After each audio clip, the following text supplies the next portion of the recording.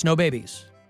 Polar Blast Battle, Friday, February 3rd. If you just want to join us, maybe you don't make it to a team, we always end up needing alternates. You can come out and hang. We have a good time. Attitude's going to spin.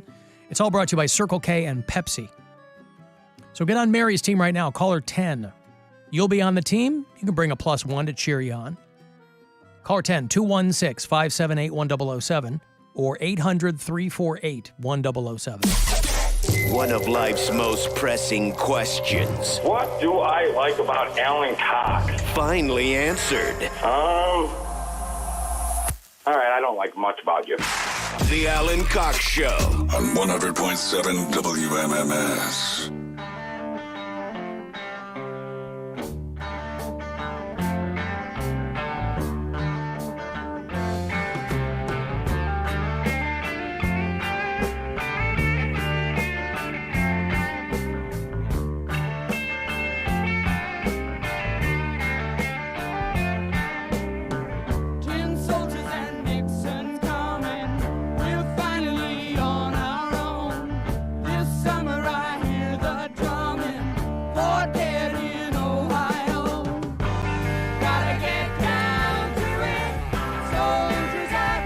Of course, a very famous song about the state of Michigan. I believe, I'm sorry, I've been misinformed. David Crosby has died at 81 years old. They said he had been sick for a little bit. David Crosby, easily one of the most influential musicians of the 60s. He founded the Byrds, which was a huge band for a while. And then Crosby, Stills, and Nash. Neil Young would join them around this time. Crosby, Stills, Nash, and Young. 81 years old. His stories of drug abuse as famous as any of the music he ever produced. But founded the Byrds with Roger McGuinn. I don't know if Roger McGuinn is still alive. Yeah, he is. And a few other guys. And they really there was a template for kind of folk rock in the 60s, and that was the Byrds. It was a few short years he was in it, and he starts hanging out with Stephen Stills and Graham Nash, who were in two other bands. Stills in a band called Buffalo Springfield. Graham Nash was in a band called the Hollies. Remember Long Cool Woman in a Black Dress? That was the Hollies. And they were part of that like super chill, hippie 60s California thing.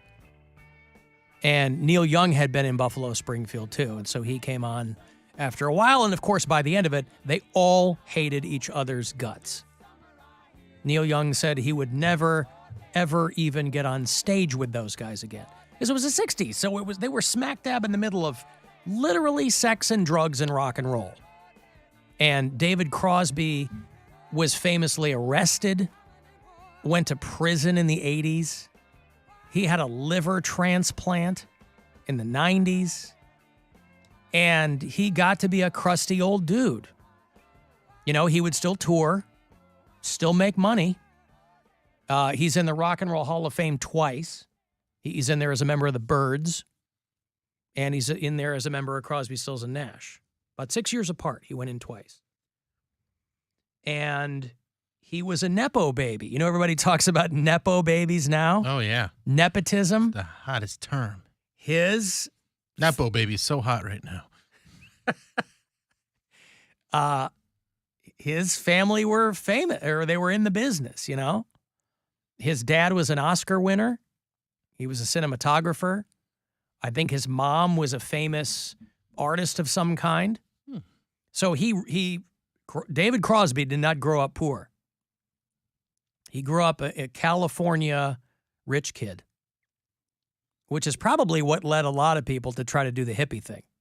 You know how they call them Trustafarians.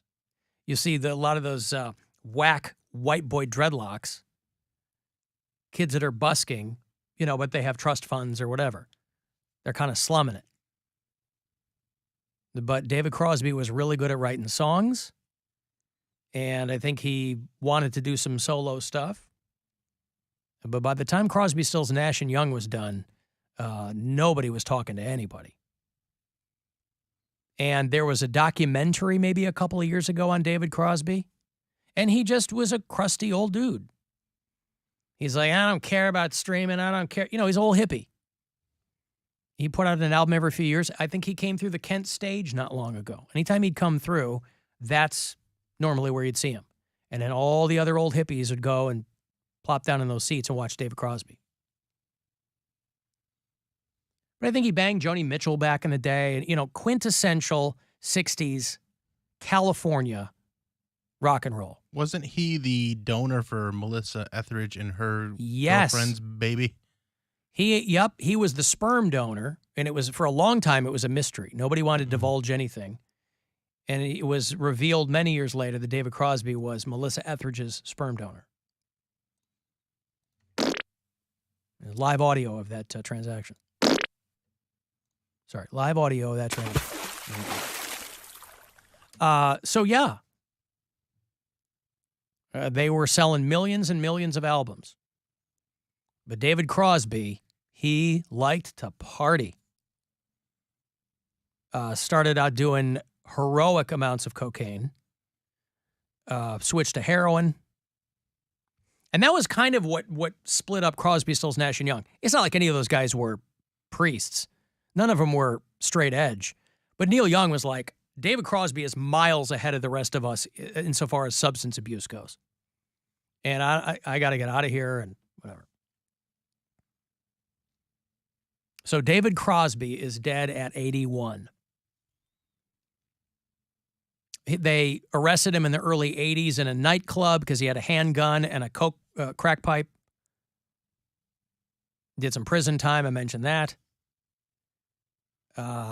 He would get fines all the time for pot and guns. Just a few years ago, he hit a jogger with his car. Poundcake, do you know who David Crosby is? I didn't until you said something. We just talked about Stephen Stills last week when he passed away. Jeff Beck. Or were you leading him? Or was this? Jeff Beck. I'm sorry. I was like, yeah, what was Jeff your Beck. question? Yeah, but I mean, we had just talked about this band. Yeah, Jeff Beck just died. Yeah, so now they got another one dead. Yes. Now they have another one dead, yes. Jeff Beck was 76, David Crosby 81. Because I confused Jeff Beck with Beck the band. Beck Hansen is what, yes. Right. The human band. The human band. And you'd see David Crosby. You know, one of Gwen's favorite shows is Roseanne. And you'd see David Crosby in an old episode of Roseanne. He was in Hook. He obviously did a couple of cameos on The Simpsons. His last solo album was almost 10 years ago. But he wrote books and they did documentaries on him because he was such a larger than life kind of crusty figure. He was at the center of that 60s folk rock thing. He has a wife, their son Django, and a bunch of older kids. So there you go. David Crosby. Dead at 81. People pointing out that his and Melissa Etheridge's son killed himself because of his drug addiction. I think that was not long ago, right? That was a few years ago. Don't forget the legendary Chicago folk band, the Blue Jean Committee. Have you ever watched, do you watch Documentary Now? Mulaney. I watched a couple episodes. God, the Blue Jean Committee. Oh. Okay, let me give you this money here. I'll stop waxing nostalgic about David Crosby. It's $1,000. Chance for you to go fund yourself. Listen closely and good luck. The Buzzard wants you to go fund yourself and score $1,000. Enter the nationwide keyword BILLS at WMMS.com. That's BILLS. Enter it now at WMMS.com. And good luck from Buzzard Radio. Trying to find some David Crosby from The Simpsons. Because there was one where, like, he awards the Grammy to the B-Sharps. I think he was in that one. And then there's one where Barney's like, oh, you were a singer? Maybe that was the same one. Maybe that was the B-Sharps one, was it? Yeah, I think because Barney was the surprisingly good singer in the B-Sharps. Right, in the B-Sharps. That one had a lot of cameos in it, that episode. Because they go to the Grammys. And Yeah, George Harrison was in that one, too. George Harrison's in it, too, yeah. because they're all doing the rooftop reunion, and he's like, "It's been done." Oh, right. He rolls down the window. Congratulations, David Crosby. You're my hero. Oh, you like my music? You're a musician? Yeah. Barney liked him because he was a drug addict. Yeah. Right. So, yeah, Graham Nash is the only one who, like, still looks pretty good. You know, like Steven Stills. They're all old men. But I mean, they're old guys. Neil Young never looked good. Well, yeah. Neil Young always, not that he was ugly, but he just was always, and kind of the same with David Crosby. Like they had the same look the whole time, and it was very unkempt. Yes. Well, they were hippies, right? Mm-hmm. Yeah. And Graham Nash was, of course, British. He was the one Brit in the band because the Hollies were a British band. Oh, God. So we were talking about, what's the guy's name? Walsh? The guy whose entire Google history is nothing but how to murder your wife. Yeah. We were talking about this yesterday. This guy, this happened in Massachusetts. Did you see the video of the prosecutor reading not the charges, but reading the transcript of the Google searches? No.